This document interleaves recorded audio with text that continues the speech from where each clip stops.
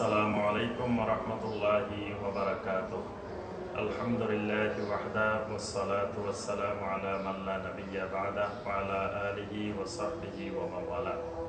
সম্মানিত দর্শক শ্রোতা ভাই ও বোনেরা, ওযু একটি গুরুত্বপূর্ণ ইবাদত। সালাতের জন্য ওযু অপরিহার্য বিষয়। ওযুবিহীন সালাত আদায় করা যায় না।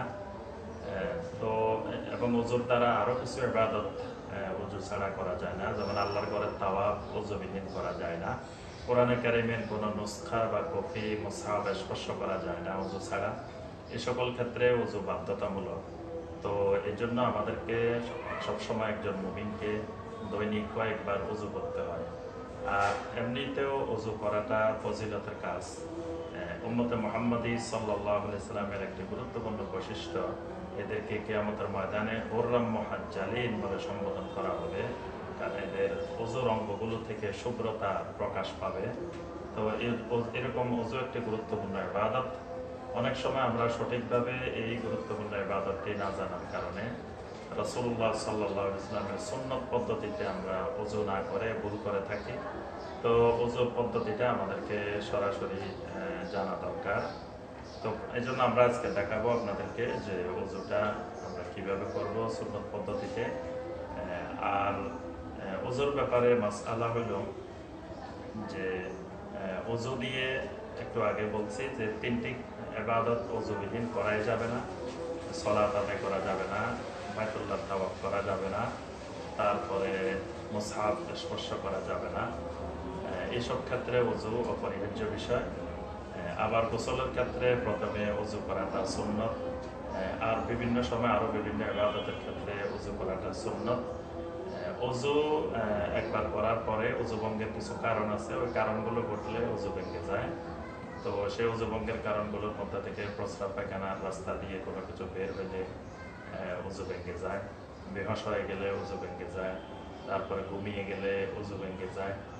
তারপরে দুইটি ওযু ভঙ্গের কারণ আছে, যেটা নিয়ে আহলুল ইলমদের একতলাপ রয়েছে। সেটি হলো আবরণবিহীন গোপনাঙ্গ স্পর্শ করলে ওযু ভেঙে যায়। তারপরে ওটের গোশত খেলে ওযু ভেঙে যায়। তো এরকম কিছু ওযু ভঙ্গের কারণ রয়েছে, সে কারণগুলো ঘটলে আবার পুনরায় ওযু করতে হয়। এর বাইরে একবার ওযু করে যতক্ষণ পর্যন্ত এই ওযু থাকবে ততক্ষণ সকল ইবাদত বন্দেগী করা যায়। তো সুপ্রিয় দর্শক শ্রোতা ভাই বোনেরা, আমরা সুন্নত পদ্ধতিতে কিভাবে ওযু করব। তো প্রথম কথা হলো, আমরা ওযু করার জন্য যখন বসবো তখন প্রথমে মনে মনে নিয়ত করে নিব। ওযুর কোনো সুনির্দিষ্ট আলাদা দোয়া নেই, যেগুলো লেখা আছে বিসমিল্লাহিল আলিয়্যিল আযীম আলহামদুলিল্লাহি আলা দীনিল ইসলাম আল ইসলামু হাক্কুন ওয়াল কুফরু বাতিলুন। এগুলো বানানো দোয়া, এগুলো পড়া সুন্নত না, এগুলো বিদআত। এরপরে ওযুর যে নিয়ত বানানো আছে এগুলো বিদআত। এরকম কোনো নিয়ত দরকার নেই। নিয়ত অন্তরে অন্তরে, যে আমি এখন ওযু করতে আসছি, ওযু করব, আমি নিয়ত করে নিলাম। নিয়ত করার পরে আমি বিসমিল্লাহ বলবো, শুধু বিসমিল্লাহ বলে ওযু শুরু করব, কারণ নবী সাল্লাল্লাহু আলাইহি ওয়াসাল্লাম বলেছেন লা উযুয়া লিমান লাম ইয়াযকুর ইসমাল্লাহ। যে ব্যক্তি আল্লাহর নাম উচ্চারণ করে নাই তার সালাত হবে না, তো তার ওযু হবে না। তো এই জন্য আমাদেরকে প্রথম বিসমিল্লাহ বলে ওযু শুরু করতে হবে। তো প্রথম যে কাজ সেটি হলো তিনবার দোনো হাত কবজি পর্যন্ত ধৌত করা।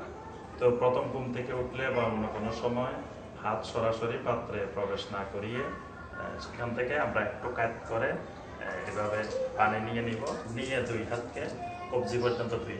ধোয়ার সময় এইভাবে এইভাবে আমরা আঙ্গুলগুলো খিলাল করে নিব। প্রথম কাজ তিনবার এইভাবে দুই হাত কবজি পর্যন্ত ভালো করে আঙ্গুলগুলো খিলাল করে এই দিক থেকে খিলাল করে তিনবার করে আমরা ধুয়ে নিলাম। এরপরের যে কাজ সেটি হলো, এবার আমরা পাত্রে হাত প্রবেশ করতে পারবো, যেহেতু হাত ধুয়ে ফেলছি। তো তিনবার কুলি করা এবং তিনবার নাকে পানি দেওয়া। এখানে আহলুল ইলমদের একটু একতলাপ রয়েছে, কারো কারো মতে যে কুলি এবং নাকে পানি উভয়টা একসাথে পানি নিয়ে দেওয়া যাবে, এবং এটাই সহিহ আল বুখারী সহিহ মুসলিমের হাদিসে আসছে। আবার কোনো কোনো আহলুল ইলমের মতে, যেটা তিরমিজি তারপরে আবু দাউদ সকল হাদিসের গ্রন্থে এসেছে। এটাও সহিহ হাদিসে এসেছে যে আলাদা করে 3 বার কুলি এবং 3 বার নাকে পানি দেওয়া। তো আমরা পানি নিয়ে কুলি করব 3 বার। রোজা সিয়াম পালন অবস্থা হলে বেশি গড়গড়া করা যাবে না, সিয়াম না হলে ভালোভাবে আমরা গড়গড়া করে নিব। 3 বার নাকে ডান হাত দিয়ে পানি নিয়ে সিয়াম না হলে আমরা টেনে ভিতরের দিকে নিব, আর সিয়াম হলে বেশি ভিতরের দিকে টানবো না, নর্মাল দিয়ে পরিষ্কার করে নিব, বা হাত দিয়ে পরিষ্কার করে নিব। আর যারা বলছেন একসাথে, তারা এইভাবে পানি নিয়ে একটু দুইটাই একসাথে, অর্থাৎ কুলি এবং নাকে পানি দুইটাই এভাবে 3 বার। এই দুটি কাজ শেষ। এর পরবর্তী কাজ হলো সমস্ত মুখমণ্ডল 3 বার ধোয়া। তো আমরা এরপরে পানি দিয়ে সমস্ত মুখ 3 বার, একেবারে চুলের গোড়া থেকে শুরু করে কানের লতি নিচ থেকে শুরু করে পুরো মুখমণ্ডল এইভাবে 3 বার ভালো করে ধুয়ে নেওয়া। 3 বার ধোয়ার পরে আরেকবার নিচের থেকে পানি নিক্ষেপ করে দাড়ির মধ্যে, দাড়িগুলো খিলাল করে নেওয়া। এভাবে পানি দিয়ে এভাবে দাড়িগুলোকে ভালো করে খিলাল করে নেওয়া। এর পরবর্তী কাজ 2 হাত কনুই পর্যন্ত 3 বার ধৌত করা। এভাবে প্রথমে ডান হাত, তারপরে বাম হাত,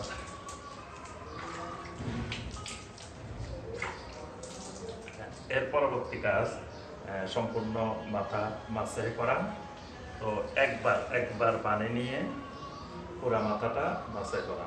প্রথমে এইভাবে চুলের গোড়া থেকে শুরু করে পিছনের দিকে নিয়ে একেবারে পিছনে যে পর্যন্ত চুল আছে ওই পর্যন্ত, আবার এটাকে পিছনের দিক থেকে সামনে নিয়ে আসা। বাস মাথার উপরের অংশ মাসে হয়ে গেল। শাহাদাত আঙ্গুল দিয়ে একসাথে এখানে ভিতরের যেই যতগুলো বাজ আছে সবগুলো বাজে একসাথে এগুলো মাসে করে দেওয়া।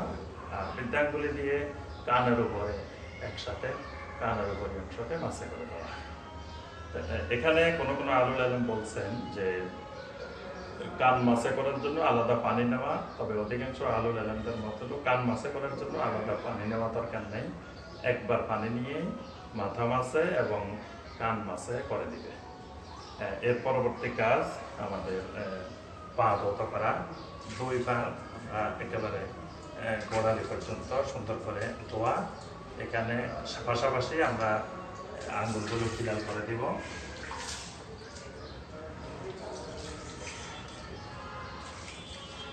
এরই মাধ্যমে আমাদের ওযু শেষ।